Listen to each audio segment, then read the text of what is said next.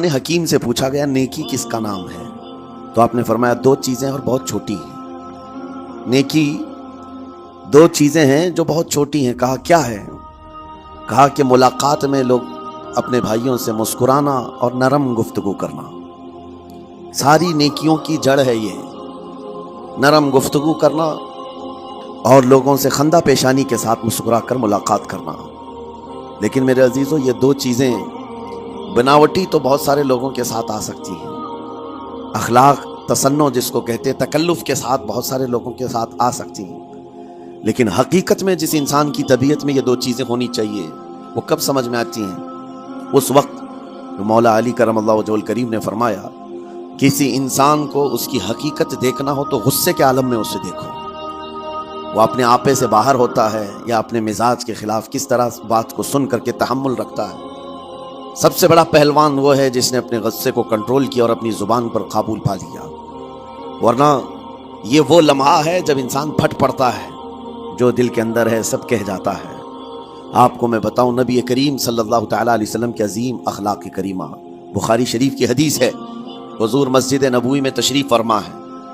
اس وقت مسجد نبوی، آج ہو سکتا ہے آپ کے ذہن میں جو امیج ہے مسجد نبوی کی، بہت بڑی عالی شان مسجد، لیکن وہ زمانہ نبوی میں اس طرح کی نہیں ہے، کچی دیواریں تھی، اوپر چھپر کے چھت پڑے ہوئے تھے اور مٹی کی زمین تھی۔ یہ مسجد نبوی کی شکل اس زمانے میں حضور اکرم صلی اللہ تعالیٰ علیہ وسلم اپنے صحابہ کے ساتھ بیٹھے ہیں، ایک دیہات کا رہنے والا شخص آیا۔ ایک بات یاد رکھیں کہ دیہات میں، گاؤں میں رہنے والوں کے اخلاق اور تمیز میں بڑا فرق ہوتا ہے، ان کے ہاں آداب کی کمی ہوتی ہے۔ وہ شخص آیا اور مسجد نبوی میں آ کر حضور صلی اللہ علیہ وسلم سے کچھ بات چیت کیا اور تھوڑی دیر کے بعد مسجد میں ہی کھڑے ہو کر پیشاب کرنا شروع کیا۔ بخاری شریف میں یہ حدیث موجود ہے، جب مسجد نبوی میں کھڑے ہو کر پیشاب کرے تو صحابہ اکرام سب دیکھ کر کے دوڑانے لگ گئے، خذوہ خذوہ، پکڑو اس کو پکڑو اس کو، اور صحابہ دوڑاتے تھے، وہ پیشاب کرتے ہوئے بھاگتا تھا پوری مسجد میں۔ نبی پاک صلی اللہ تعالیٰ علیہ وسلم نے فرمایا دعوہ، چھوڑ دو اس کو، کر لینے دو، پیشاب کر رہا ہے مسجد میں، چھوڑ دو اس کو۔ جب وہ صحابہ اکرام حضور کا حکم سنتے ہیں سب پیچھے ہٹ گئے۔ تھوڑی دیر کے بعد نبی کریم صلی اللہ تعالیٰ علیہ وسلم نے صحابہ سے فرمایا پانی کے ڈول بھر کر کے لائے جائیں۔ صحابہ سے ہی منگوایا، پانی کے ڈول بھر کر کے لائے گا اور مسجد نبوی کے میدان میں فرش پر بہایا گیا اور صاف کیا گیا۔ اب وہ شخص نہایت ہی ڈرا سہما کھڑا تھا، میرے ساتھ کیا ہوگا پتہ نہیں، میں نے پیشاب کیا، اب مجھے یہ لوگ قتل کر ڈالیں۔